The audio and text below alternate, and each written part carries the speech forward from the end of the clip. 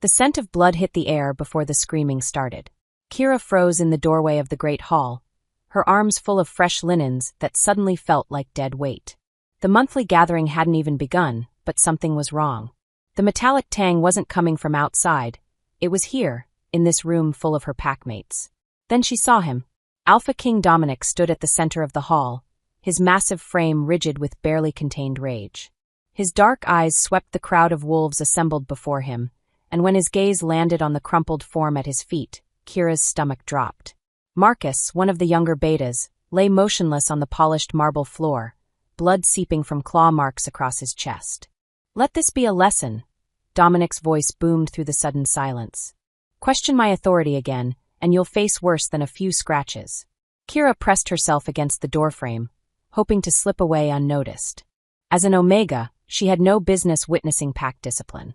Her job was simple: clean, serve, and stay invisible. But as she took a careful step backward, her hip caught the edge of a decorative table. The crash of expensive crystal hitting marble echoed like gunshots. Every head in the room turned toward her. Dominic's nostrils flared as he scented the air, and his lips curled into something that might have been a smile if it weren't so cold. Well, our little ghost finally shows herself." Heat flooded Kira's cheeks as hundreds of eyes fixed on her. She clutched the linens tighter, using them as a shield against the weight of their stares. "I'm sorry, Alpha King. I was just what?" He began walking toward her, each step deliberate and predatory. "Eavesdropping? Spying on pack business that's far above your station?" "No, sir. I was bringing fresh bedding for the guest quarters." Her voice came out smaller than she intended, and she hated herself for it. The crowd parted as Dominic approached, and Kira caught sight of the other pack members' faces. Some looked bored, others amused. A few of the higher-ranking wolves wore expressions of anticipation, as if they were about to witness entertainment.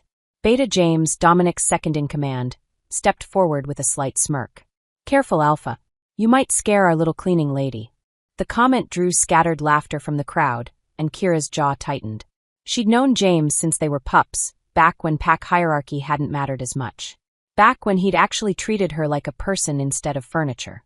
Scared, Dominic stopped directly in front of her, so close she could feel the heat radiating from his body. At 6'4", he towered over her 5'6" frame, and she had to tilt her head back to meet his gaze. "No, I don't think our Kira scares easily. Do you, little wolf?" The way he said her name made her skin crawl, like he was tasting something unpleasant. "I should go," she said quietly. "I have work to finish before the gathering begins." "Work?" He said the word like it was foreign. "Tell me, what exactly does an Omega contribute to this pack besides menial labor?" The question hung in the air like a challenge. Around them, the crowd grew quiet again, sensing the shift in Dominic's mood. This wasn't casual mockery anymore, it was something darker. Kira kept her voice steady. "I do whatever the pack needs." "Whatever the pack needs," he repeated slowly. "How noble. And what happens when what the pack needs is strength? Speed. The ability to fight for our territory."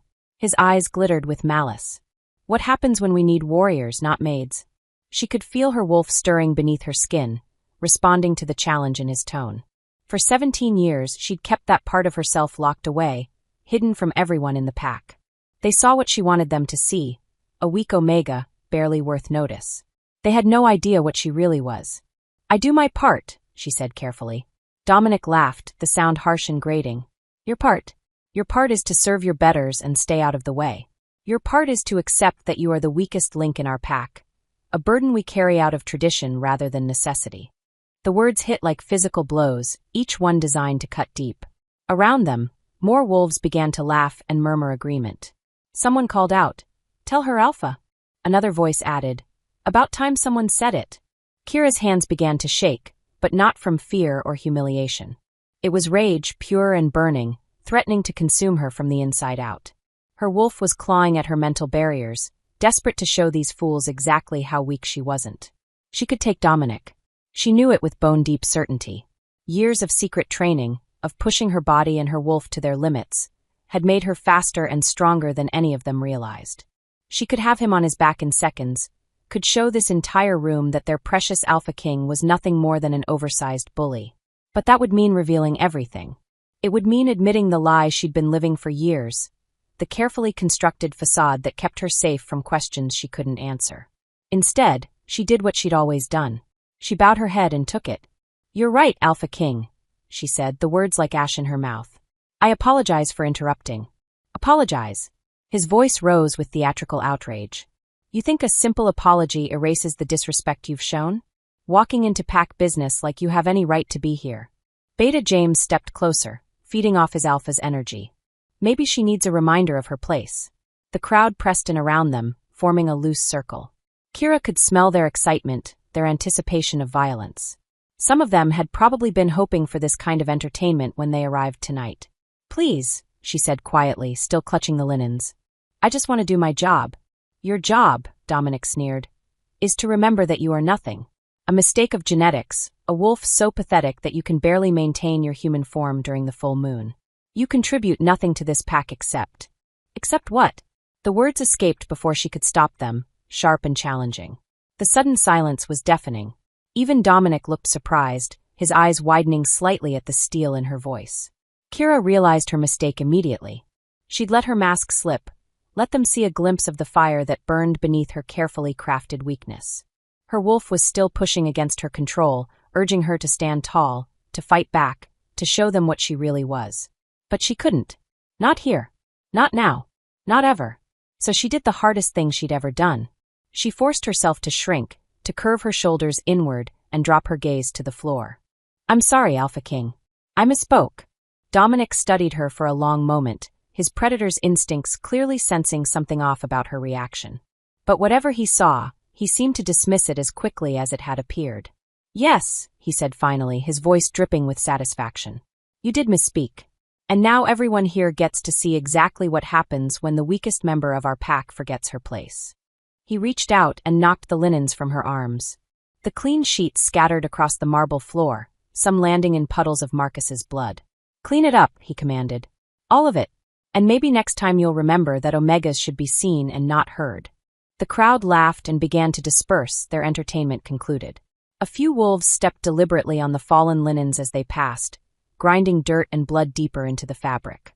Kira knelt on the cold marble and began gathering the ruined sheets, her movements mechanical and precise. She didn't look up as boots passed inches from her hands. She didn't react when someone accidentally kicked one of the bundles away from her reach. She just cleaned as she always did. But inside, her wolf was no longer clawing at her barriers.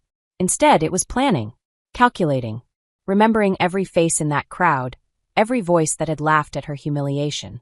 They thought they knew what she was. They thought they had her figured out. They had no idea how wrong they were. As the last of the pack members filed out of the great hall, leaving her alone with the mess and the lingering scent of blood, Kira finally allowed herself to look up. Her reflection stared back at her from the polished marble, and for just a moment, her eyes flashed with golden fire. Soon, she promised herself. Soon they would all learn the truth about their weakest link. But first, she had a floor to clean. Chapter 2. 3 days after her humiliation in the Great Hall, Kira was scrubbing the patrol barracks when she heard the shouting. She paused, her brush dripping soapy water back into the bucket. The voices were coming from the courtyard outside, multiple male voices, raised in anger, and beneath them, something that made her blood freeze. An old woman crying. Kira dropped the brush and moved to the narrow window. Through the grimy glass, she could see 3 of Dominic's patrol wolves surrounding a hunched figure in threadbare clothes. Even from a distance, she recognized Meredith, one of the pack's oldest omegas. The woman had to be pushing 70, her wolf too weak now to even shift during full moons. "Please," Meredith's voice carried across the courtyard, thin and desperate. "I just need another week. My grandson sent money, but the letter was delayed." Delayed? The largest of the patrol wolves, Fletcher, she thought his name was, grabbed the elderly woman's arm roughly. "That's what you said last month, old woman. The Alpha King doesn't accept excuses." "But I have it now," Meredith fumbled in her coat pocket with shaking hands. "I can pay half today and the rest. Half isn't good enough." This from another guard, lean and cruel-faced. "Garrett. Full payment was due 3 days ago." The third wolf, a stocky male named Reed, circled behind Meredith like a predator. "Maybe a few nights in the detention cells will help your memory. Or better yet, maybe it's time this pack stopped carrying dead weight." Kira's hands pressed against the windowsill hard enough to leave marks in the wood. She should walk away. Mind her own business. Keep her head down like she always did. But Meredith had been kind to her when no one else bothered. Had slipped her extra food during the lean winter months when Omegas ate last. Had never once treated her like she was invisible. Before she could talk herself out of it, Kira was moving. She burst through the barracks door and strode across the courtyard, her heart hammering against her ribs. Let her go. All four heads turned toward her. Fletcher's grip on Meredith's arm tightened, and the old woman's eyes went wide with fear, not for herself but for Kira. Well, well, Garrett sneered. Look what crawled out of the woodwork. The cleaning lady thinks she has something to say. I said let her go. Kira's voice was steady, controlled. She stopped just out of arm's reach, every muscle in her body coiled and ready. Meredith, are you hurt? Child, no, the old woman whispered. Go back inside. This isn't your concern. Actually, it is. Kira kept her eyes on the patrol wolves, reading their postures, cataloging their positions. Fletcher was the biggest threat, dominant, aggressive, used to intimidation. Garrett was faster but overconfident. Reed was the wild card, circling like he was looking for an opening to strike. All three were larger than her. All three were trained fighters. None of them had spent years learning to kill in silence. Since when does an Omega concern herself with pack business? Fletcher's voice dripped with contempt. Especially one who can't even keep her mouth shut in front of the Alpha King. The reference to her humiliation 3 days ago sent heat flooding through her veins. But it also reminded her where she was, what she was supposed to be. Weak. Submissive. Invisible. Except Meredith was still crying, and these bastards were enjoying it. She's an elder, Kira said quietly. She deserves respect. Reed laughed, a harsh sound that made her skin crawl. Respect? She's a burden. Just like you. Maybe we should solve both problems at once. He lunged forward, fast and vicious, clearly intending to teach the mouthy Omega a lesson about knowing her place. Kira's body reacted before her mind could stop it. She sidestepped Reed's charge with liquid grace, her hand shooting out to catch his extended wrist. A simple twist, a pivot of her hips, and suddenly Reed was flying through the air to land hard against the stone wall of the barracks. The courtyard went dead silent. Kira stood frozen, staring at her own hands. Hands that were calloused from years of weapons training, not just scrub brushes. Hands that had just moved with the kind of precision that took decades to master. Hands that had just revealed everything. What the hell? Fletcher started forward, but froze as a new scent hit the air. Alpha musk. Dominant and overwhelming. Interesting. Dominic's voice cut through the silence like a blade. He stood in the archway leading to the main house, and from his relaxed posture, Kira realized he'd been watching for some time. How much had he seen? Alpha King. Fletcher immediately dropped to one knee, dragging Meredith with him. We were just collecting overdue taxes. This Omega interfered. I can see what happened. Dominic's dark eyes never left Kira's face as he walked toward them. The question is how it happened. Kira's mind raced. She could lie. Claim it was luck, adrenaline, anything but the truth. But as Dominic got closer, she saw the calculating intelligence in his gaze. He was already putting pieces together, already asking questions she couldn't answer. Reed, Dominic said without looking away from her. Get up. The patrol wolf groaned as he pushed himself off the ground, one hand pressed to his ribs. Sir, she moved like she's been trained. Dominic completed the sentence, his voice deadly quiet. Extensively trained. He stopped directly in front of Kira, close enough that she could see the gold flecks in his dark brown eyes. That was no lucky hit, was it, little wolf? Every instinct screamed at her to run, to shift and disappear into the forest before he could ask more questions. But Meredith was still kneeling on the cold stone, still trembling with fear and confusion.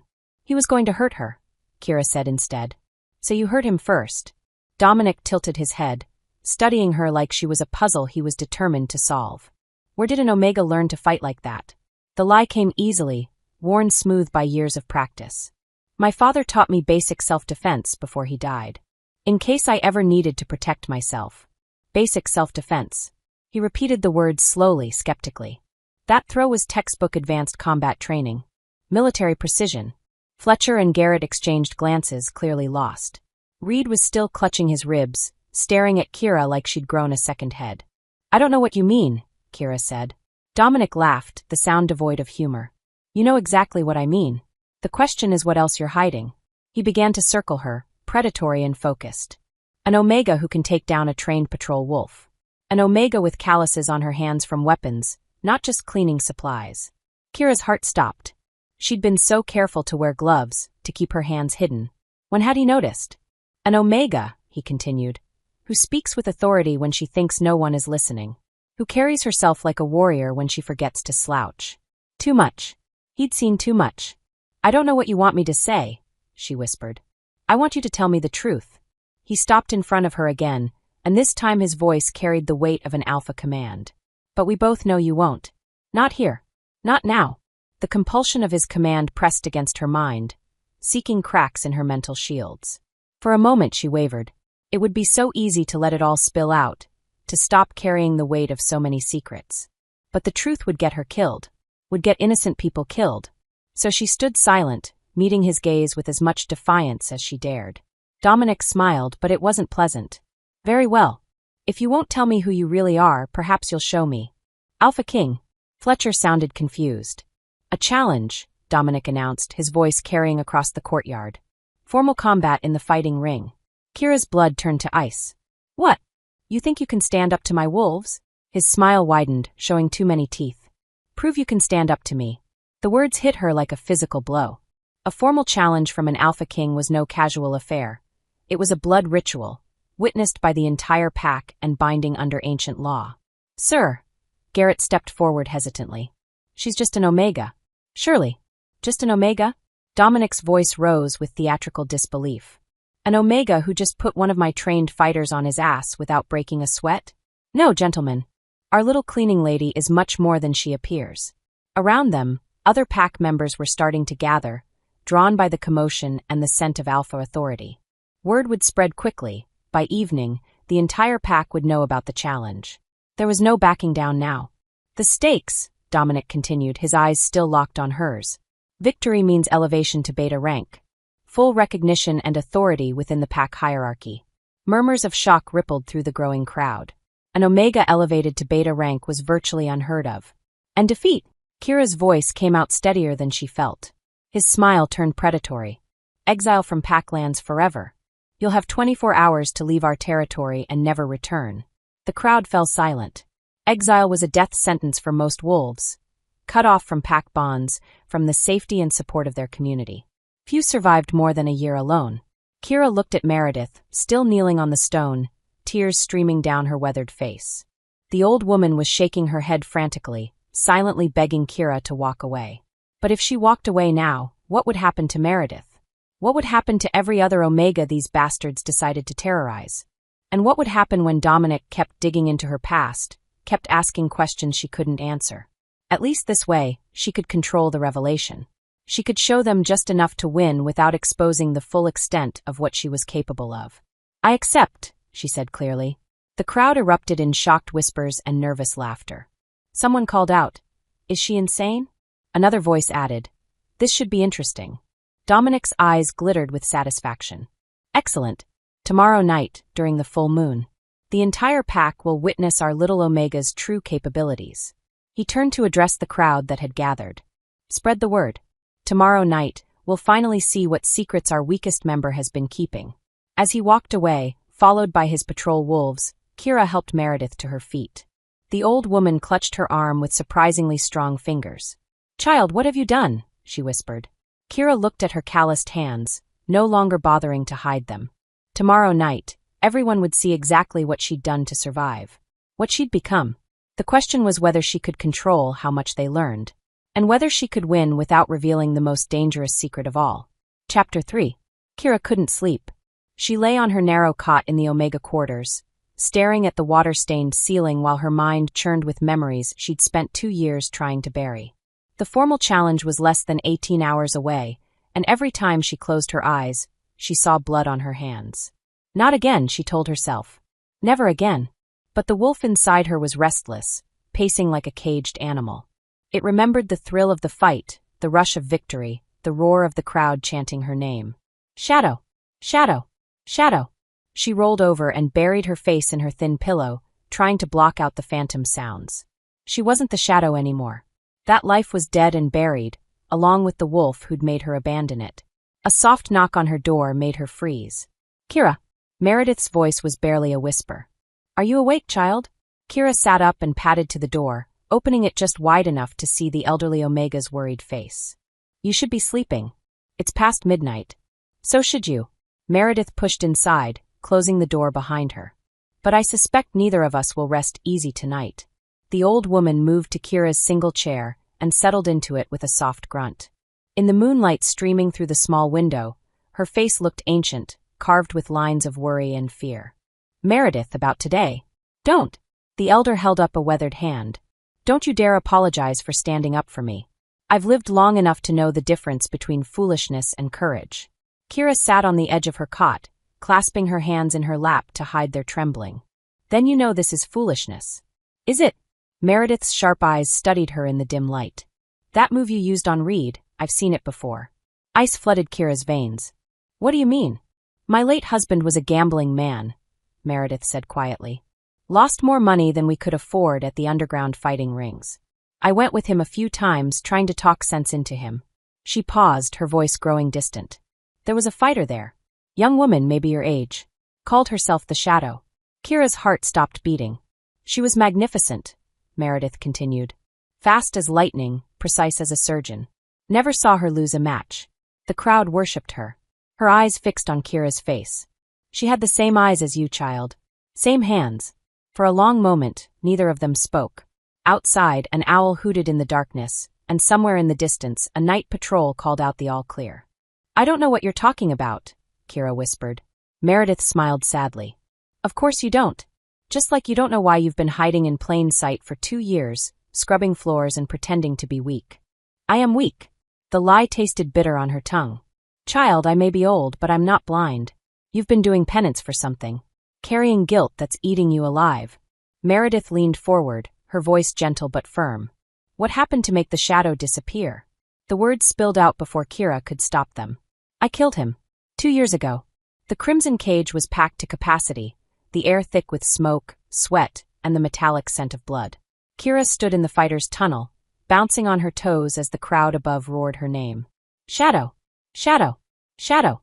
She was undefeated in 43 matches across 3 territories. Tonight would be 44, and then she could finally buy her way out of this life. She had enough money saved to disappear completely, to start fresh somewhere far from the underground world that had shaped her. You ready for this, sweetheart?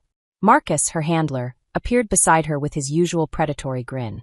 Kid you're fighting tonight is green, but he's got reach on you. And he's hungry. Kira rolled her shoulders, feeling her muscles warm and loose. They're all hungry. It doesn't matter. That's my girl. Marcus slapped her on the back. Go show them why you're the queen of this ring. The tunnel door opened, and Kira stepped into the blazing lights of the arena. The crowd erupted, a wall of sound that hit her like a physical force. She raised her fists in acknowledgement, drinking in their adoration. Across the ring, her opponent waited. Young, maybe 20, with the lean build of a natural fighter. His dark hair was pulled back, and when he looked at her, she saw determination in his green eyes. But also something else. Something that made her wolf uneasy. Desperation. The referee called them to center ring. Clean fight, he growled. First blood or submission. Nothing lethal. Kira nodded, but her attention was on her opponent. Up close, she could see the slight tremor in his hands, smell the fear beneath his bravado. This wasn't just another fight for him. This was something more. Good luck, she said quietly. He stared at her for a moment, then shook his head. I can't lose tonight. I won't. The bell rang. He came at her hard and fast, all aggression and no technique. Kira danced backward, easily avoiding his wild swings while the crowd booed his sloppy form. She could end this in seconds, a quick takedown, a submission hold, and it would be over. But something held her back. Maybe it was the desperation in his eyes, or the way his hands shook between combinations. Whatever it was, she found herself going easy on him, giving him chances to recover when she should have pressed her advantage. Come on, Shadow, someone screamed from the crowd. Finish him. The young wolf heard it too, and something in his face changed. The desperation turned to rage, and suddenly he wasn't holding back anymore. He shifted partially, his nails extending into claws, his teeth lengthening. The crowd went wild. Partial shifts were legal but dangerous, turning boxing matches into something more primal. Kira shifted to match him, her own wolf rising to meet the threat. Now they were fighting for real, supernatural strength and speed, turning their movements into blurs. He caught her with a backhand that sent her staggering, claws raking across her ribs. Blood flowed, and the crowd's roar became deafening.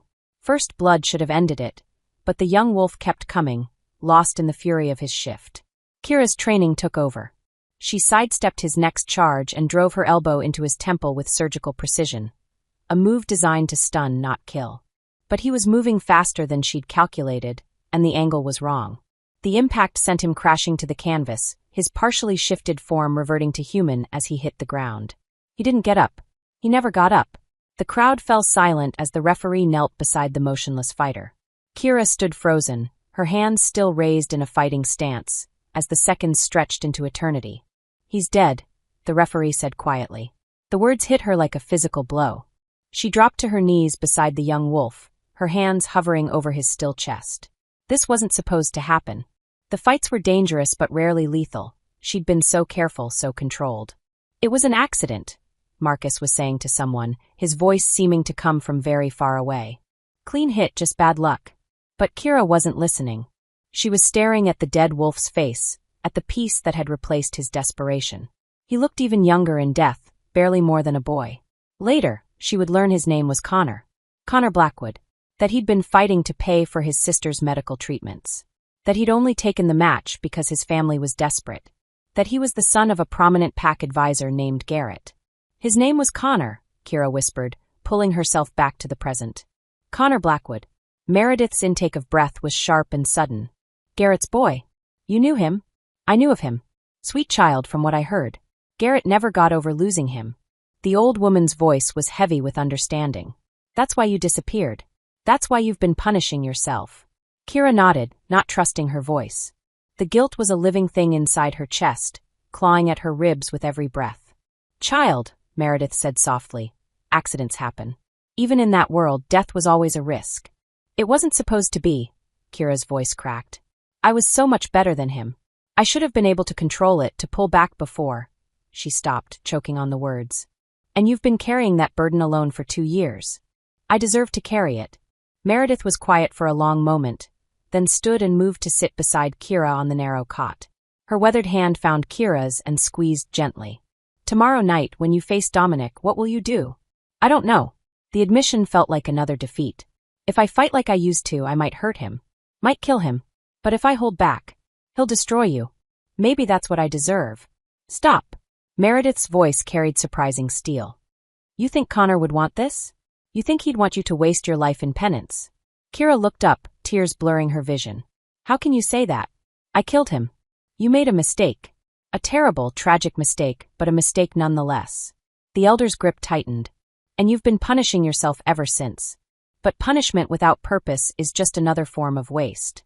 Before Kira could respond, footsteps echoed in the hallway outside. Heavy boots, moving with purpose. They stopped outside her door, and a moment later, someone knocked. "Open up."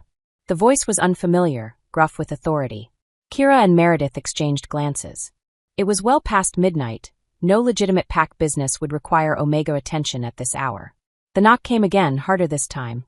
"I know you're in there. Open the door or I'll break it down." Kira stood slowly and moved to the door. "Who is it?" Someone who knew Connor Blackwood. The name hit her like a punch to the gut. Her hand froze on the door handle as ice flooded her veins. "That's right," the voice continued, and now she could hear the satisfaction in it. "I know exactly who you are, Shadow.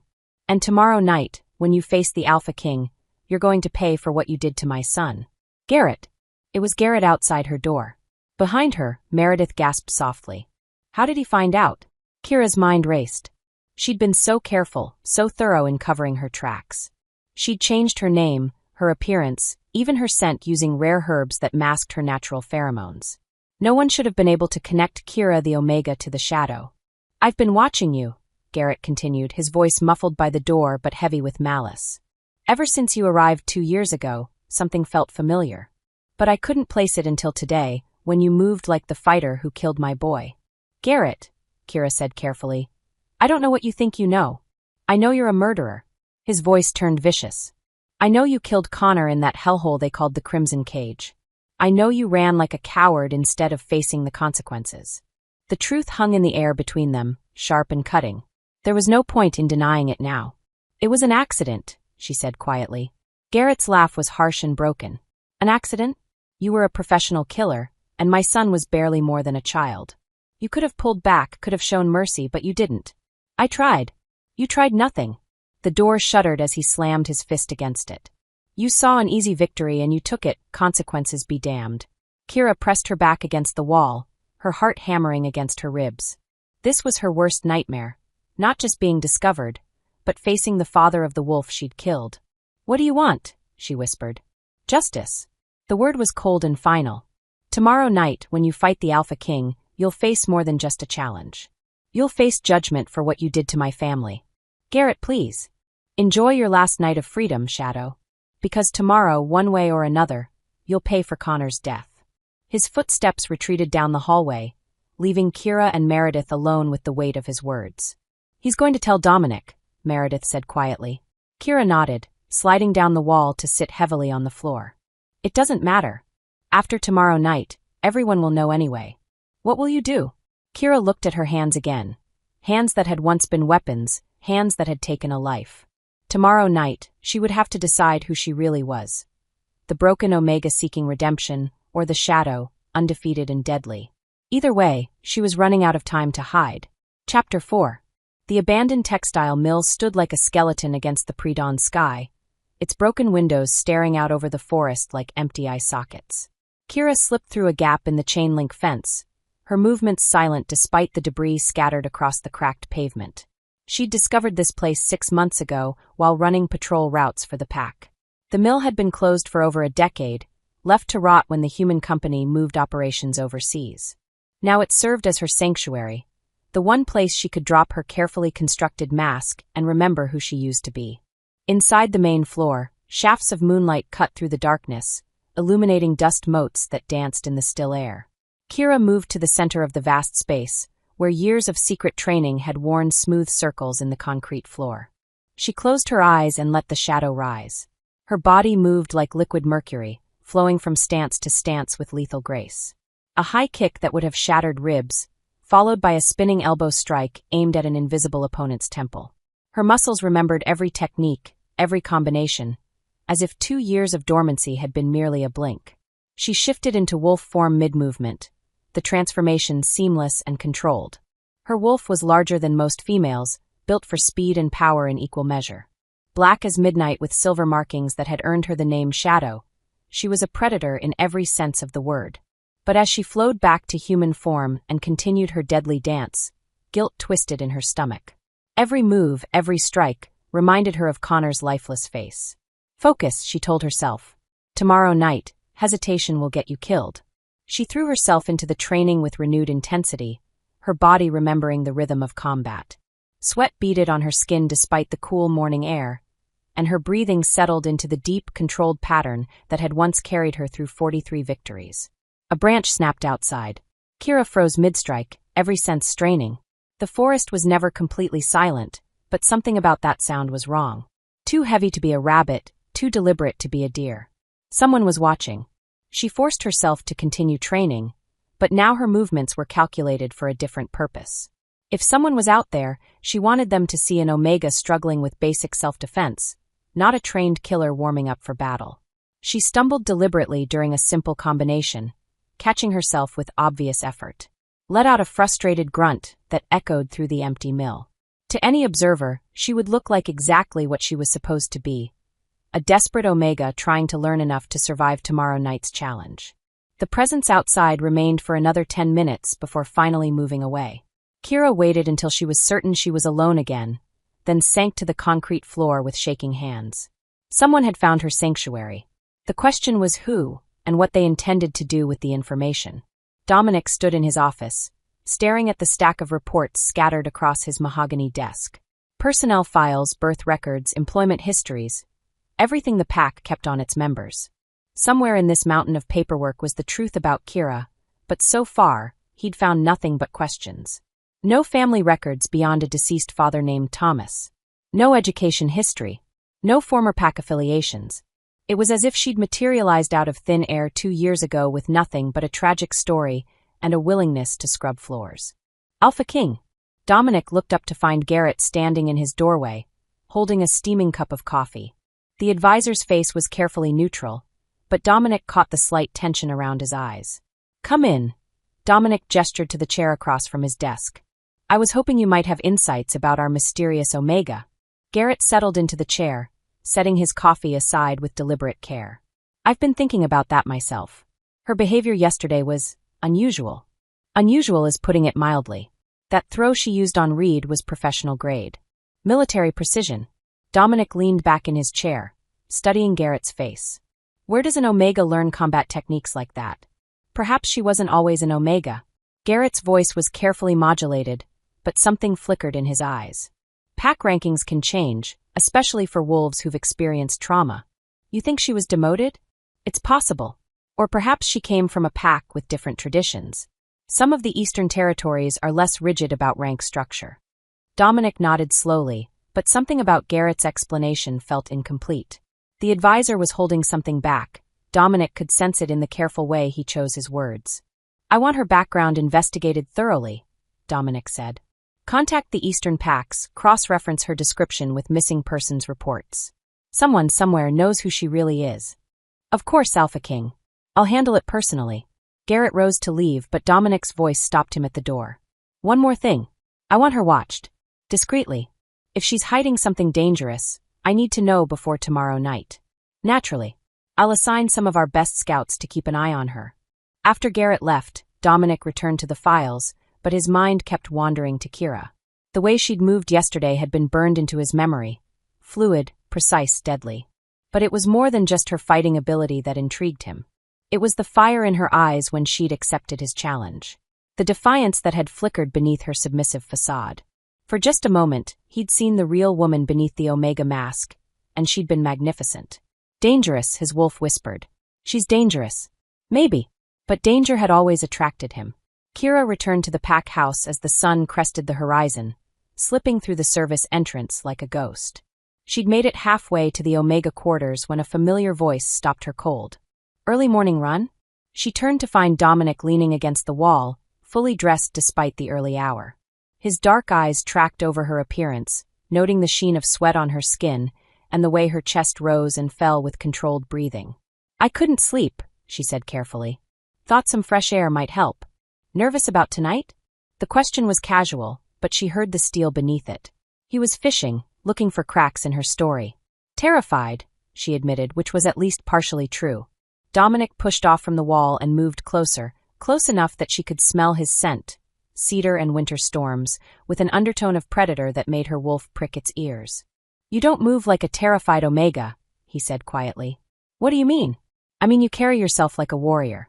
Even now, standing here in your cleaning clothes, you're balanced on the balls of your feet, ready to fight or flee in an instant. His eyes narrowed. Where did you learn that, Kira? The way he said her name sent an unwelcome shiver down her spine. There was something hypnotic about his voice, something that made her want to step closer instead of backing away. My father taught me to be ready for anything, she said. Your father? Dominic circled her slowly, like a predator studying prey. Tell me about him. Kira kept her eyes fixed straight ahead, fighting the urge to track his movement. He died when I was 17. Rogue attack. And your mother? Died in childbirth. Tragic. His voice held no sympathy. So you were alone at 17, with nothing but the fighting skills your father taught you for protection. Yes. Convenient. The word hit her like a slap. She turned to face him, anger flaring before she could stop it. Convenient. A tragic backstory with no witnesses. Combat training that can't be verified. A past that's remarkably difficult to investigate. He stopped directly in front of her, so close she could see the gold flecks in his dark eyes. Either you're the unluckiest wolf alive, or you're lying through your teeth. Why would I lie? That's what I intend to find out. They stared at each other in the growing daylight, the air between them crackling with tension. Kira could feel her wolf responding to his proximity, to the raw dominance that rolled off him in waves. It was primal and unwelcome, this pull she felt toward her tormentor. You're afraid of me, Dominic said suddenly. I'm not afraid of you. No. He reached out and traced one finger along her jaw, the touch light as a feather but searing hot. Then why is your pulse racing? Kira jerked away from his touch, her skin burning where he'd made contact. Because you're standing too close. Am I? He smiled, and it was pure predator. Interesting. Most Omegas would have submitted by now. Bared their throats and begged for mercy. I'm not most Omegas. No, he agreed quietly. You're not. The question is, what are you? Before she could answer, footsteps echoed down the hallway. Fletcher appeared around the corner, his expression carefully neutral as he took in the scene. "Alpha King," he said with a slight bow. "Garrett sent me to find you. There's been a development in the investigation." Dominic's attention shifted to his subordinate, but his body remained angled toward Kira. "What kind of development?" "The kind that requires privacy." Dominic nodded slowly, then turned back to Kira. "We'll continue this conversation later." It wasn't a request. As he walked away with Fletcher, Kira sagged against the wall, her heart hammering against her ribs. The encounter had been a battle of wills disguised as casual conversation, and she wasn't sure who had won. But one thing was certain. Dominic suspected more than he was letting on. And if Garrett was involved in the investigation, it was only a matter of time before her carefully constructed identity came crashing down. That evening, as shadows lengthened across the packed grounds, Kira found herself drawn back to the abandoned mill. She told herself it was for training, to prepare for tomorrow night's fight, but deep down she knew the truth. She needed to feel strong again. Needed to remember who she was beneath the Omega mask. The mill was empty, silent except for the whisper of wind through broken windows. Kira moved to her usual training spot and began to warm up, her movements slow and controlled. She was halfway through a complex kata when she sensed him. Dominic stood in the doorway like an avenging angel, his massive frame silhouetted against the dying light. He'd found her sanctuary, her one safe place, and now even that was compromised. "Impressive," he said, stepping into the mill proper. "Though I have to admit I expected something more Omega-like." Kira straightened slowly, abandoning any pretense of weakness. There was no point now, he'd seen too much. "How long have you been watching?" "Long enough." He moved closer, his eyes never leaving her face. "Long enough to know that everything you've told me is a lie." "Not everything." "No." "Then tell me the truth. Tell me who you really are." The words hung between them like a challenge. Kira studied his face, looking for some hint of his intentions. Was this a trap? A test? Or was he genuinely curious about the woman behind the mask? "You wouldn't believe me if I told you," she said finally. "Try me." For a moment she was tempted. The weight of her secrets felt crushing, and the idea of sharing them with someone, even her enemy, was almost irresistible. But then she remembered Connor's face, remembered the look of betrayal in Garrett's eyes, and the moment passed. "Some truths are too dangerous to speak," she said. Dominic studied her for a long moment, then smiled. It was a different smile than she'd seen before, not predatory or mocking, but almost appreciative. "Then I suppose I'll have to earn the right to hear them." He turned and walked toward the door, pausing only when he reached the threshold. "Tomorrow night," he said without looking back, "I expect you to fight like the warrior you really are. Don't disappoint me, Kira. I hate being bored." And then he was gone, leaving her alone with her secrets and the growing certainty that tomorrow night would change everything, whether she survived it or not. Chapter 5. The full moon hung like a silver coin in the cloudless sky, casting ethereal light over the ancient stone circle that served as the pack's fighting ring. Hundreds of wolves had gathered for what they expected to be a spectacle. The swift and brutal execution of an upstart Omega who'd forgotten her place. Kira stood at the edge of the circle, her hands steady despite the chaos of emotions churning in her chest. She'd stripped down to fitted black leggings and a sports bra, her Omega disguise finally abandoned. Without the shapeless cleaning clothes and hunched posture, her true form was revealed. Lean muscle over a deceptively powerful frame, every line speaking of controlled violence. The crowd's murmurs grew louder as they took in her transformation. This wasn't the broken Omega who scrubbed their floors. This was something else entirely.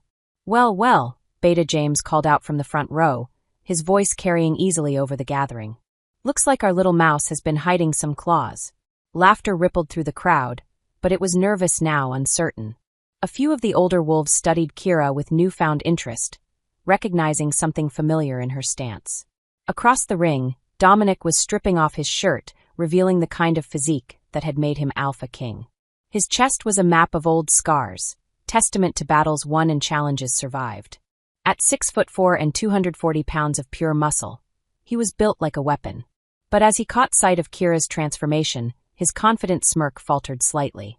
"Impressive," he called out, his voice carrying to every corner of the stone circle. "Though I have to wonder, if you've been hiding this body, what else have you been hiding?" Kira didn't respond. She was centering herself, falling into the mental space she'd occupied 43 times before. The crowd, the stakes, even Dominic himself. All of it faded until there was only the ring and the fight to come. Elder Morrison, the pack's ceremonial leader, stepped forward with the ancient speaking staff. His voice boomed across the gathering as he recited the formal challenge terms. By moon and blood, by fang and claw, we witness this trial of combat. Victory to Kira means elevation to beta rank and full recognition within the pack hierarchy.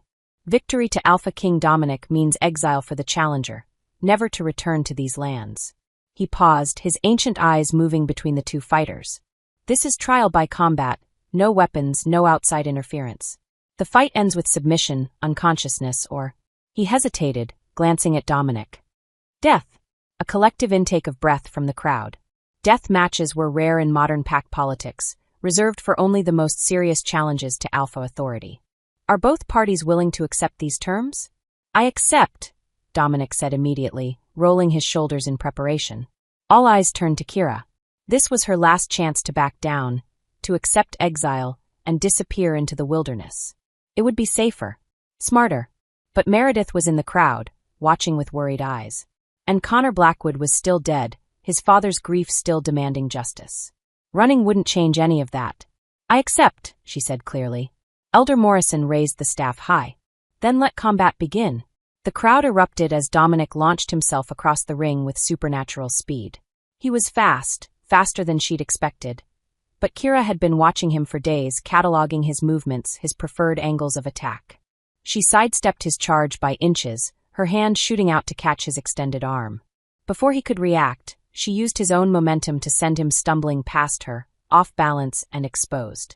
The crowd's cheers faltered into confused murmurs. That hadn't looked like luck. Dominic recovered quickly, spinning to face her with new respect in his eyes. Not bad. But you'll need more than fancy footwork to. Kira moved. She flowed forward like liquid lightning, her strikes precise and devastating.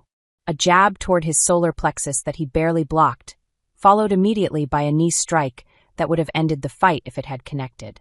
Dominic backpedaled, his eyes wide with shock. This wasn't an Omega trying to get lucky. This was a master at work.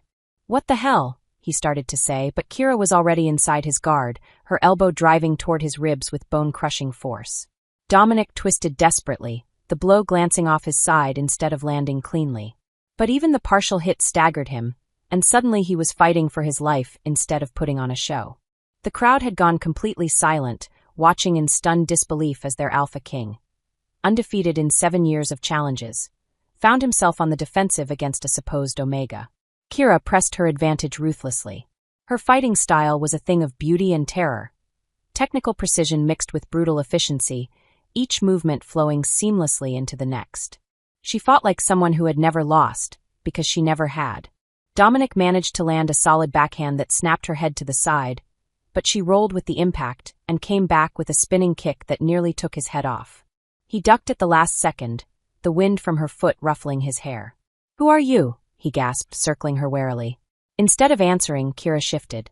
The transformation was flawless. One moment she was human, the next a black wolf with silver markings that seemed to glow in the moonlight.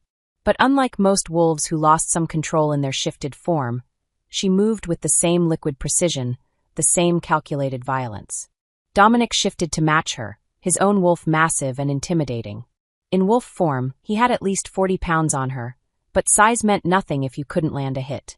They clashed in the center of the ring, supernatural strength meeting supernatural speed. Dominic's wolf was powerful, dominant, built for crushing opponents through sheer force. But Kira fought like smoke and shadow, impossible to pin down, always one step ahead of his attacks. She ducked under his lunge and raked her claws across his flank, drawing blood. The crowd gasped. First blood had been drawn, and it wasn't the Omegas.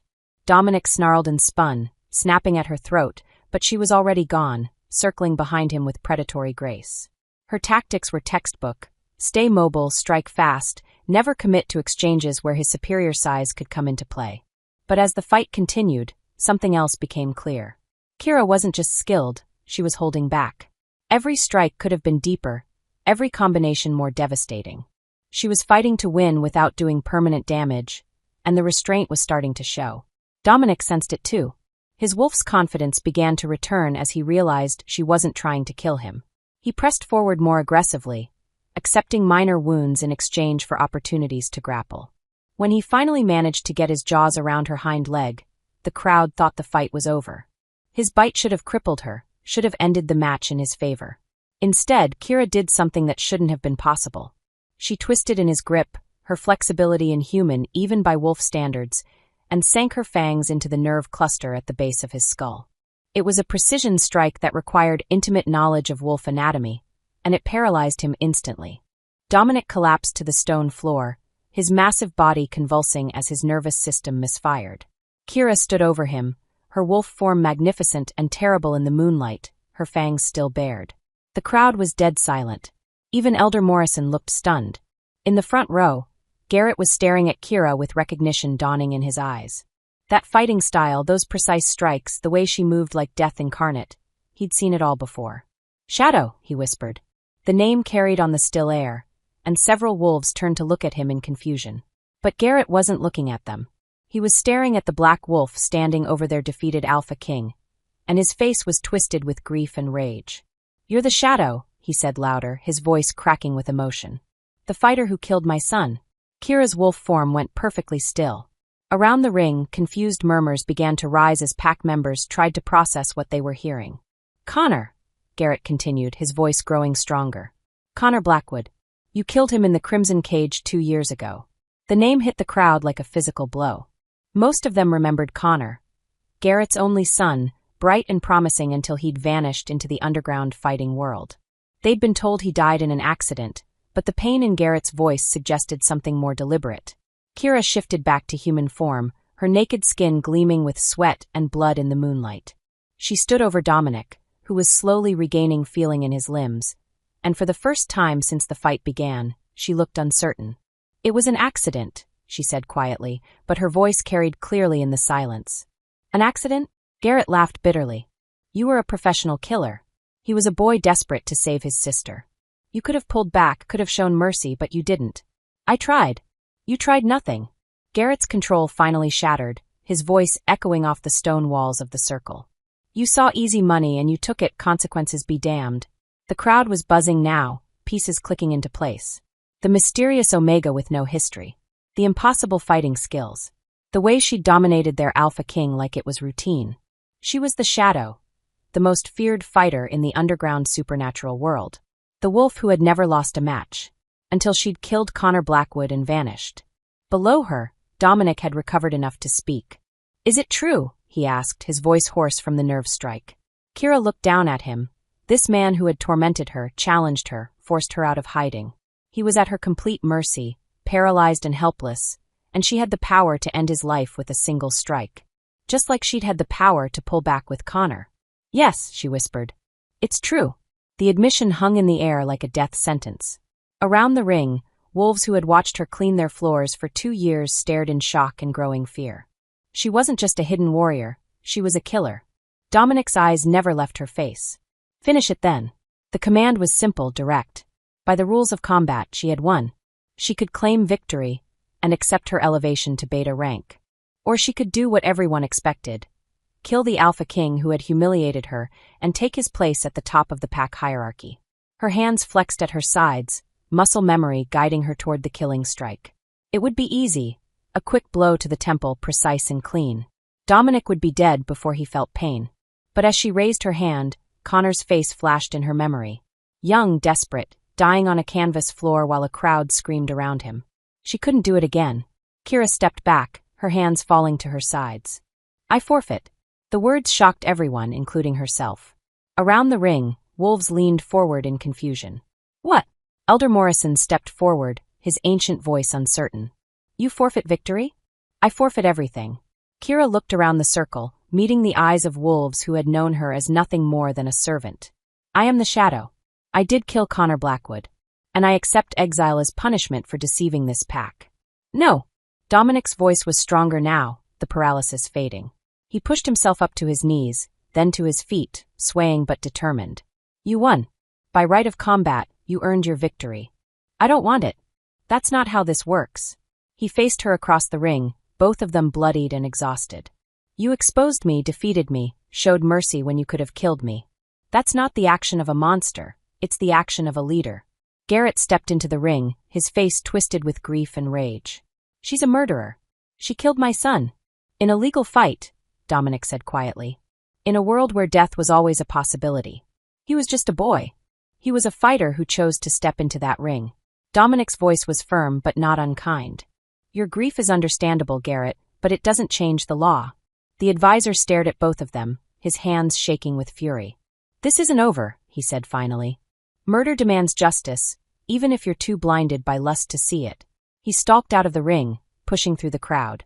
Several wolves followed him, their expressions troubled. In the silence that followed, Elder Morrison cleared his throat. By right of combat, victory goes to Kira. As challenged, she is elevated to beta rank, with all the rights and responsibilities thereof. The crowd began to disperse, their voices rising in excited chatter. They'd witnessed history tonight.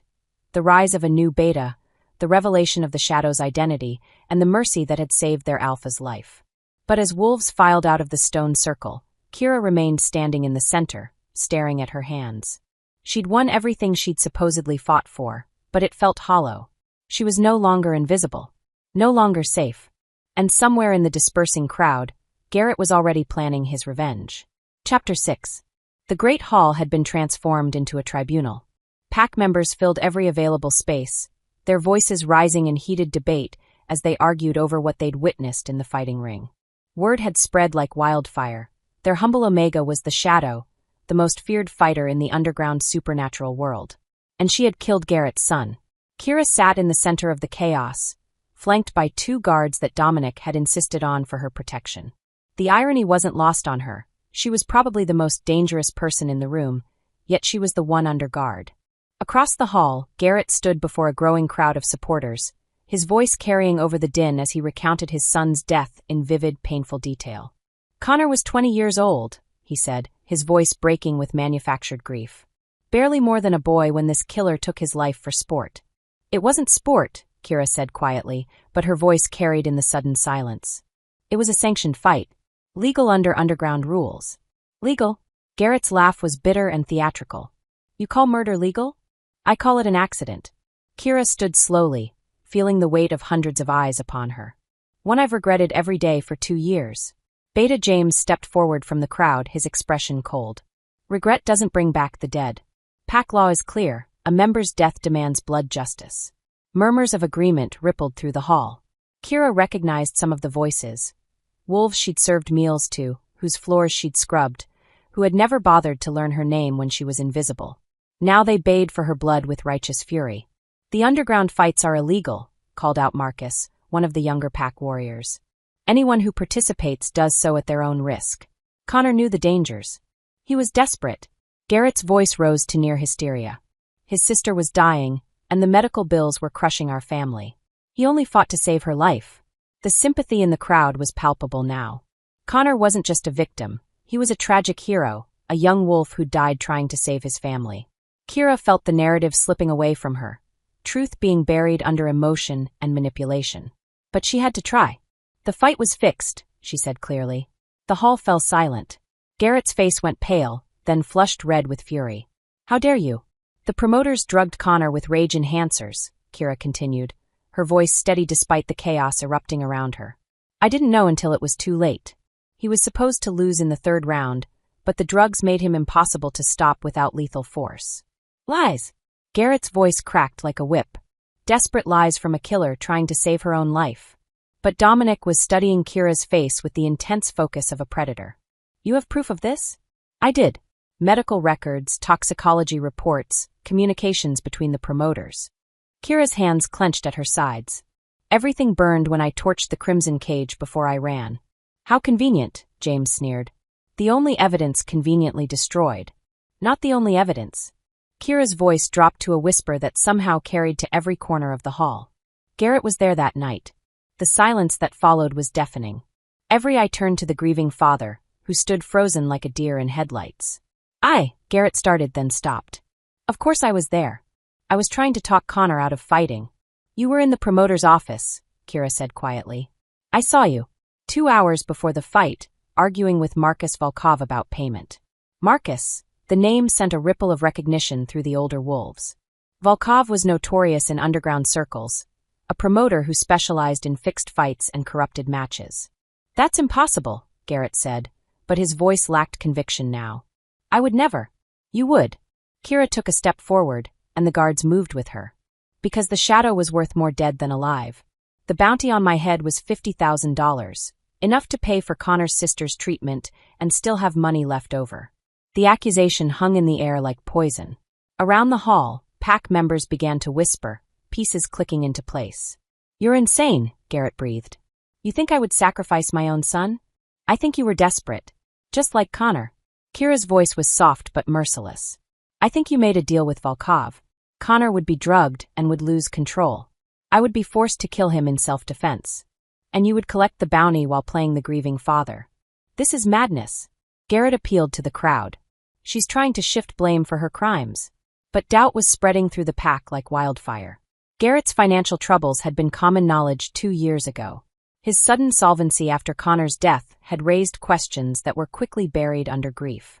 Dominic stepped into the center of the hall, his presence commanding immediate attention. Garrett, he said quietly, where did you get the money for Connor's sister's treatment? Insurance, Garrett said quickly. Connor had a policy. The insurance company denied the claim, Dominic interrupted. I remember because you asked me to intervene on your behalf. They said the death occurred during illegal activity. Garrett's face was ashen now, sweat beading on his forehead despite the cool air. There were other sources. $50,000 in cash, Kira said relentlessly. Delivered to your home 3 days after Connor's funeral. I had Volkov's operation under surveillance before I disappeared. I know because I was planning to expose the whole thing. You have no proof. Garrett's composure finally cracked completely. You burned everything, remember? Convenient excuse for a murderer. Not everything. Kira reached into her pocket and pulled out a small device that looked like a hearing aid. Audio recorder. Military grade, designed to survive fire and explosion. I wore it to every fight. The tiny device seemed to pulse with malevolent energy in the sudden silence. It's all there, Kira continued. Your conversation with Volkov. The details of the fix.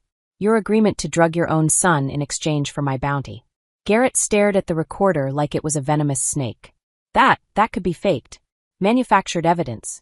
Play it, Dominic commanded. Kira looked around the hall, meeting the eyes of wolves who had judged her, condemned her, demanded her blood. Are you sure? Once you hear this, you can't unhear it. Play it, he repeated. Kira activated the device. The audio quality was crystal clear, voices emerging from 2 years in the past with startling clarity. Don't care about your family problems, Garrett. The shadow is worth more to me dead than your boy is alive. He's my son, Volkov. There has to be another way. There is no other way. She's too good, too careful. This is the only chance we'll get to take her down. The drugs, they're dangerous. Connor could die. That's the point. She kills him, we get the bounty, and you get enough money to save your daughter and set yourself up for life. Everyone wins. Everyone except Connor. Connor's dead already, just like your daughter. At least this way, his death means something. A long pause, then Garrett's voice, barely a whisper. How much? The recording clicked off, leaving the hall in absolute silence. Garrett stood in the center of it all, his face a mask of grief and guilt and desperate rage. Around him, pack members stared in horror and disgust. It's fake, he said weakly. She manufactured it to save herself. But no one was listening anymore. The truth was written on his face, in the way his shoulders sagged, in the tears that streamed down his cheeks. You killed him, someone whispered from the crowd. You killed your own son. I was trying to save Emma. Garrett's composure shattered completely. She was dying. The treatments cost more than I could ever make. I thought Connor would just lose the fight. The drugs were supposed to make him sloppy, not. He broke off, realizing he'd just confessed to everything. The crowd erupted in chaos. Voices rose in anger and disgust, wolves pushing forward with violent intent. Garrett had violated the most sacred trust in pack culture. The protection of family. Enough! Dominic's voice cut through the chaos like a blade. The alpha command in it forced every wolf in the hall to freeze. In the sudden quiet, he walked slowly toward Garrett, who cowered back against the wall. You fixed the fight, Dominic said quietly. You drugged your own son. You orchestrated his death for money. I never meant for him to die, Garrett whispered. It was supposed to be different. But you let Kira carry the guilt for 2 years. You watched her torture herself over an accident you caused. Dominic's voice was getting softer, more dangerous. You demanded blood justice for a crime you committed. Garrett fell to his knees, broken and sobbing. I'm sorry. I'm so sorry. I never meant. Sorry doesn't resurrect the dead. Dominic turned to face the crowd. Pack law is clear. The penalty for filicide is death. The word hit like a thunderclap. Filicide, the murder of one's own child, was the most heinous crime in werewolf culture. Please, Garrett begged, reaching for Dominic's legs. Please, Emma, my daughter, she's all I have left. You should have thought of that before you sacrificed Connor. Dominic's voice was merciless. Beta James, escort Garrett to the detention cells. He'll be executed at dawn. As James and 2 other wolves dragged the sobbing Garrett away, Dominic turned to face Kira. She stood in the center of the hall, surrounded by the wreckage of 2 years of guilt and self-hatred. It seems, he said quietly, that I owe you an apology. Kira shook her head slowly. Connor is still dead. That hasn't changed. But the guilt isn't yours to carry anymore. She looked at him. This man who had tormented her, challenged her, forced her into revealing truths she'd buried deep. His dark eyes held something she'd never seen before. Respect. Maybe even more than respect. What happens now? She asked. Now! Dominic glanced around the hall, at the pack members who were still processing what they'd learned. Now you take your place as Beta. Lead these wolves. Help me rebuild what Garrett's corruption has damaged. And us. The question slipped out before she could stop it. Dominic's smile was slow and dangerous and full of promise. That remains to be seen. But I have a feeling things are about to get very interesting. Around them, the pack began to disperse, voices rising in animated discussion. The truth was out now, all of it. Kira was no longer the shadow, the mysterious killer hiding in plain sight. She was Beta Kira, second in command of one of the most powerful packs in the territory. And for the first time in 2 years, the weight of guilt was lifting from her shoulders. But as she watched Dominic address the remaining pack members, organizing the aftermath of Garrett's betrayal, she couldn't shake the feeling that her trials were far from over. She'd survived the revelation of her past. Now she had to learn to live with the consequences of her future. Chapter 7. The explosion shattered the pre-dawn silence like thunder. Kira jolted awake in her new Beta quarters as the windows rattled in their frames. The acrid smell of smoke and burning wood filled the air, followed immediately by the metallic scent of blood and the sharp musk of wolves in battle fury. She was moving before her mind fully processed the threat, rolling out of bed and grabbing the weapons she'd hidden under her mattress, a pair of silver-edged knives she'd kept from her shadow days. Outside, howls of rage and pain echoed across the pack grounds. The pack house was under attack. Kira threw on clothes and burst from her room to find chaos in the hallways. Pack members ran in every direction, some fleeing toward the safe rooms, others racing toward the sounds of battle. Through a shattered window, she could see flames consuming the eastern wing of the building. Kira! Meredith appeared at her elbow, the elderly Omega's face pale with terror. Thank the moon you're safe. They came out of nowhere. Who? Kira grabbed the old woman's shoulders. Who attacked us? Garrett's people. At least 30 of them, maybe more.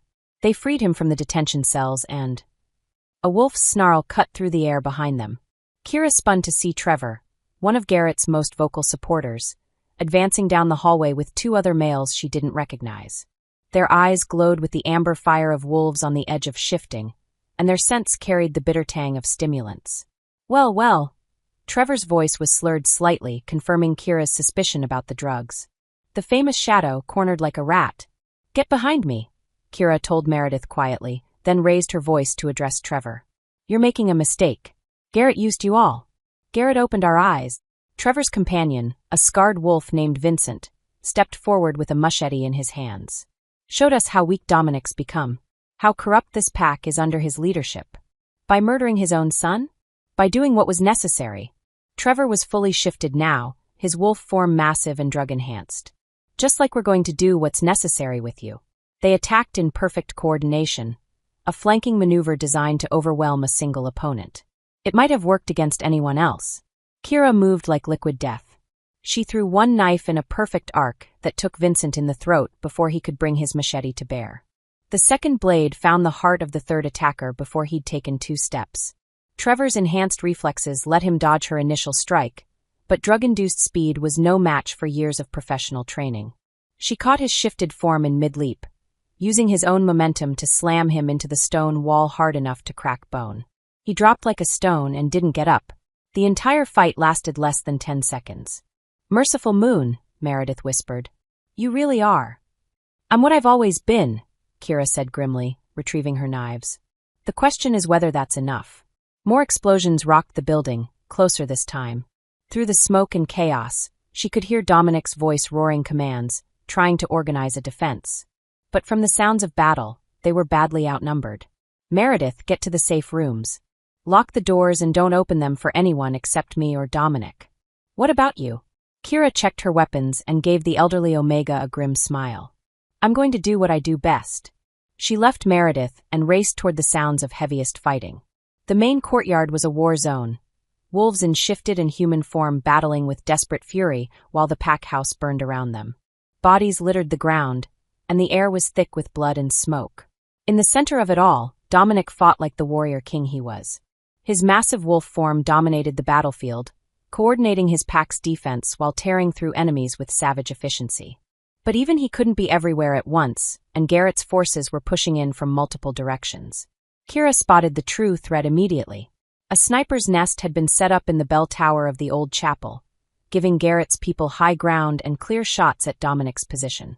3 wolves with military-grade rifles were systematically picking off pack defenders. Without hesitation, Kira sprinted across the courtyard, using burning debris and fallen bodies for cover. A bullet sparked off the stone inches from her head, but she didn't slow down. She reached the chapel's side entrance and flowed inside like a shadow. The interior was dark and filled with smoke, but her enhanced senses guided her to the narrow stairs leading to the bell tower. She climbed in perfect silence, her knife ready in her hand. The first sniper never knew she was there. The blade slid between his ribs with surgical precision, piercing his heart before he could cry out. The second one turned at his partner's death rattle, but Kira was already moving, her hand clamping over his mouth while her knife found his throat. The third sniper spun around with his rifle raised, but Kira was inside his guard before he could fire. She broke his arm with a sharp twist, then used his own weapon to put him down permanently. From the tower window, she had a perfect view of the battle below. Dominic's forces were holding, but barely. More of Garrett's wolves were pouring in from the forest, and these newcomers moved with military precision that spoke of extensive training. Kira keyed her radio, a precaution Dominic had insisted all pack leaders carry. "Alpha, this is Beta Kira. I've got eyes on your position from the chapel tower." Dominic's voice crackled back, strained with effort. "Kira, thank God. What's your assessment?" "We're outnumbered 3-1, and they're using professional tactics. This isn't a spontaneous uprising, it's a coordinated military assault." "How long have they been planning this?" "Months, maybe years." Kira studied the enemy positions, her tactical mind cataloging threats and opportunities. Garrett's been building this faction for a long time. He's got resources, weapons, and wolves who've been trained for urban warfare. A new explosion rocked the chapel, and Kira saw smoke rising from the Omega quarters. Her blood turned to ice as she realized the implications. "They're targeting non-combatants," she said into the radio. "Dominic, they're going after the children and elderly." The rage in his response was palpable. "Sons of bitches. Can you get to them?"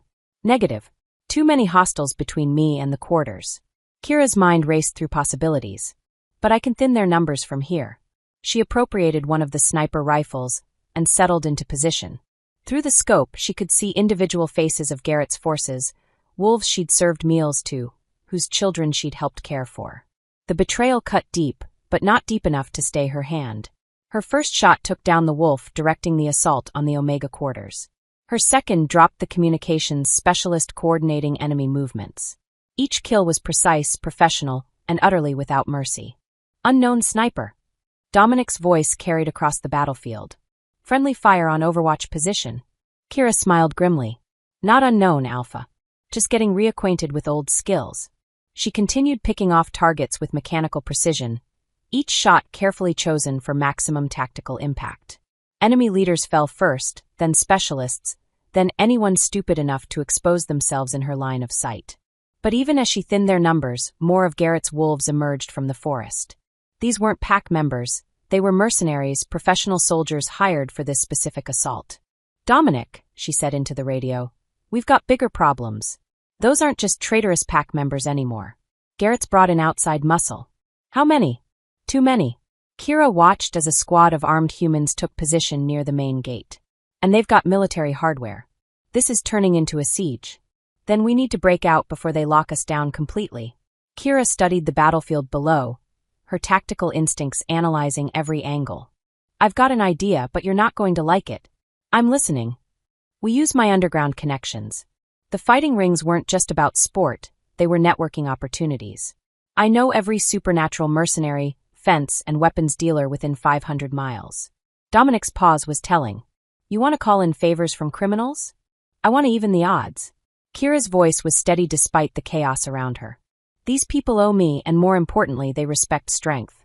If I tell them Garrett's people are trying to muscle in on territory, they'll come running. And if they decide to take over themselves once this is finished, then we deal with that problem when we come to it. Right now, we don't have a choice. Another explosion, closer this time. Through the scope, Kira could see enemy forces beginning to surround the main building. In another hour, they'd have the pack house completely isolated. Do it, Dominic said finally. Make the call. Kira pulled out her personal phone, a device she'd hoped never to use again, and scrolled through contacts she'd thought were buried forever. Names and numbers from a life she'd tried to leave behind. The first call went to Viktor Kozlov, a Russian weapons dealer who specialized in supernatural conflicts. His gravelly voice answered on the second ring. Well, the shadow rises from the dead. I heard you were playing house with some backwater pack. Victor, I need a favor. Favors are expensive, little wolf. Especially for someone who's been retired as long as you. Remember Budapest? The Crimson Moon tournament? A pause. You saved my nephew's life that night. Pulled him out of the ring when those Hungarian bastards tried to fix the fight with poison. And now I'm calling in that debt. What do you need? Kira outlined the situation quickly, professionally. Victor listened without interruption, his breathing the only sound on the line. 30 minutes, he said finally. I've got a crew in the area. They'll come in from the South Road. The next call went to Maria Santos, a former military sniper who'd gone freelance after a dishonorable discharge. The third to Chun Wei, a demolitions expert who specialized in urban warfare. Within 20 minutes, Kira had assembled a small army of professionals, criminals and mercenaries who owed their lives or fortunes to the Shadow's intervention in past conflicts. Cavalry's coming, she told Dominic over the radio. ETA 15 minutes on the first wave. Outstanding. What's your position? Bell Tower, but I'm about to relocate. They've figured out where the sniper fire is coming from. Even as she spoke, Kira could see enemy forces moving toward the chapel. Time to go. She gathered the remaining ammunition and headed for the stairs, but stopped when she heard Garrett's voice echoing across the courtyard through a megaphone. Dominic, I know you can hear me. Kira moved to the window and saw Garrett standing on the roof of the burning eastern wing, flanked by a dozen heavily armed wolves. He looked nothing like the grieving father who'd been arrested hours earlier. This was a military commander in his element. You're finished, Garrett continued, his voice carrying clearly over the sounds of battle. Your weak leadership has brought nothing but corruption and decay to this pack. But I'm offering you one chance. Surrender now, and I'll make your death quick. Dominic's response was a howl of pure rage that echoed off the surrounding buildings. His massive wolf form emerged from the smoke near the main entrance, muscles rippling with barely contained violence. Garrett laughed, the sound carrying clearly in the sudden quiet. Still the savage beast, I see. That's exactly why you're unfit to lead. You murdered your own son. Dominic's voice carried the weight of absolute authority. You betrayed everything this pack stands for. I did what was necessary. Garrett's composure cracked slightly. Connor was weak, just like you. This pack needs strength, not sentiment. Then come down here and show me how strong you are. But Garrett was too smart to take the bait. Instead, he raised his rifle and took aim at Dominic's exposed position. Kira didn't think. She didn't calculate angles or consider consequences. She just moved. The sniper rifle bucked against her shoulder, and Garrett's weapon exploded in his hands as her bullet found its mark. He stumbled backward, bleeding from shrapnel wounds but still alive. This isn't over, he screamed across the courtyard. You can't protect him forever, Shadow. But Kira was already moving, racing down the chapel stairs as enemy forces converged on her position. She burst out of the side entrance just as the first of Victor's vehicles roared into the courtyard. Armored SUVs filled with professional killers who owed their lives to the Shadow. The tide of battle turned in minutes. Garrett's mercenaries were good, but Victor's people were better. They moved with the kind of fluid teamwork that only came from years of fighting together, systematically dismantling enemy positions with ruthless efficiency. Kira found herself fighting alongside Dominic for the first time, their movements complementing each other with startling precision. Where he was raw power and dominant fury, she was surgical precision and tactical awareness. Together, they carved through enemy forces like a matched pair of weapons. "Behind you!" Dominic's warning came just as an enemy wolf lunged at Kira's back. She spun and put her knife through his heart without breaking stride. "Left flank," she called back, and Dominic's massive form bounded past her to intercept 3 mercenaries trying to outflank their position. They moved like they'd been fighting together for years instead of hours, each anticipating the other's needs and weaknesses.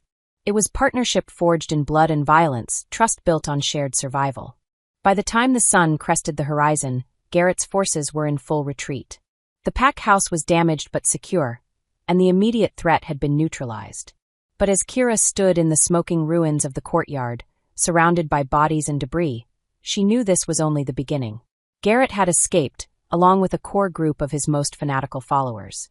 He'd revealed the existence of a broader conspiracy, a network of wolves who believed Dominic was too weak to lead in the modern world. The Civil War had begun in earnest, and somewhere out there, Garrett was already planning his next move. Chapter 8. 3 weeks after the rebellion, the pack house had been rebuilt stronger than before. But the real changes ran deeper than new stone and timber. They pulsed through the very heart of pack culture. Kira stood at the window of what had once been Garrett's office, watching the afternoon training session in the courtyard below. Where once there had been arbitrary divisions between ranks, now wolves of all levels trained together under her supervision. Omegas learned alongside betas, elderly pack members shared wisdom with eager young warriors, and everyone, from the strongest alpha to the newest arrival, earned their position through merit rather than birthright. The Nightfall Pack delegation arrived an hour early, Dominic said from the doorway behind her. "They're waiting in the Great Hall." Kira didn't turn around, but she could feel his presence like a warm current in the air. Over the past weeks, something fundamental had shifted between them. The antagonism was gone, replaced by a partnership that grew stronger with each passing day. "Nervous?" he asked, moving to stand beside her. "Should I be?" She finally looked at him, noting the way his dark eyes tracked her movements. "They're here to assess the new power structure, not declare war." "Are they?" Dominic's smile was wry.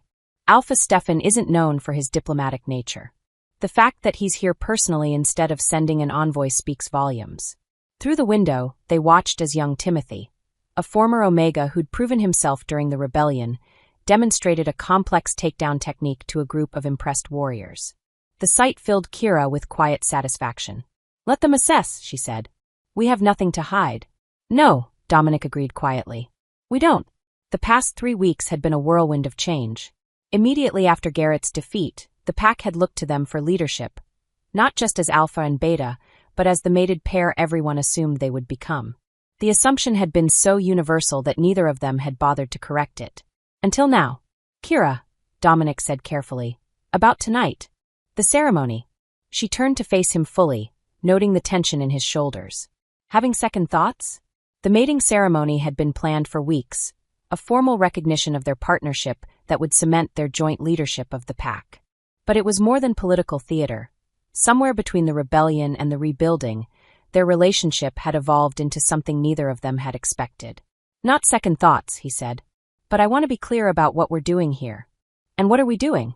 Dominic stepped closer, close enough that she could see the gold flecks in his eyes. "We're not just combining our strength for political advantage. This isn't a marriage of convenience." "No," she agreed softly. "It's not. I love you." The words came out quietly, but they carried the weight of absolute truth. "I don't know when it happened, or how, but somewhere between hating you and fighting beside you, I fell completely in love with you." Kira felt her breath catch. She'd sensed his feelings, had felt her own emotions shifting and deepening, but hearing the words spoken aloud was different. "I love you too," she said simply, "which terrifies me more than any fight I've ever faced." Dominic laughed, the sound rich and warm. "Why?" "Because it makes you vulnerable. Because it makes me want things I never thought I could have."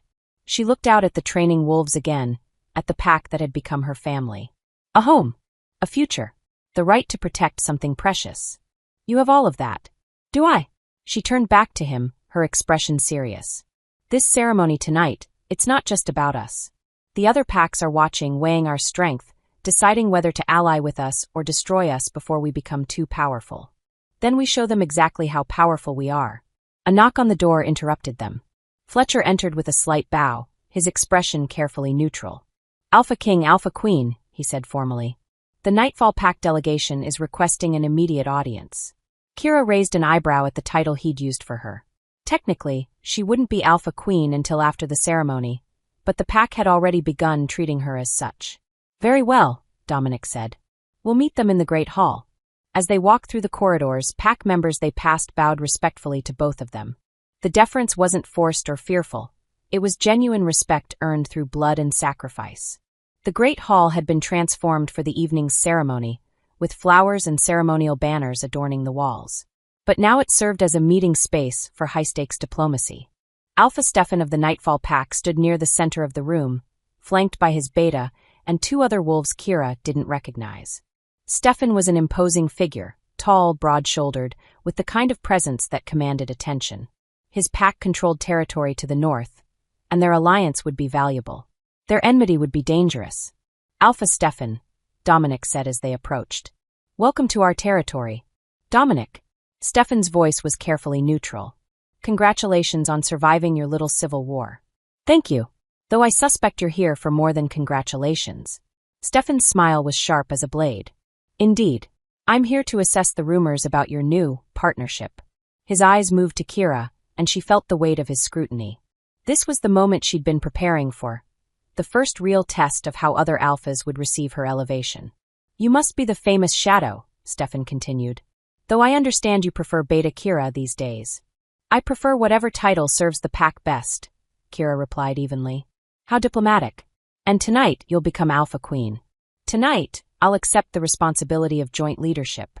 Stefan circled them slowly, like a predator evaluating prey. Joint leadership. An interesting concept. Tell me, how does one divide ultimate authority? The same way one doubles ultimate strength, Dominic said quietly. Pretty words. But I've heard disturbing reports about the changes you're implementing. Omega's training with warriors? Merit-based advancement?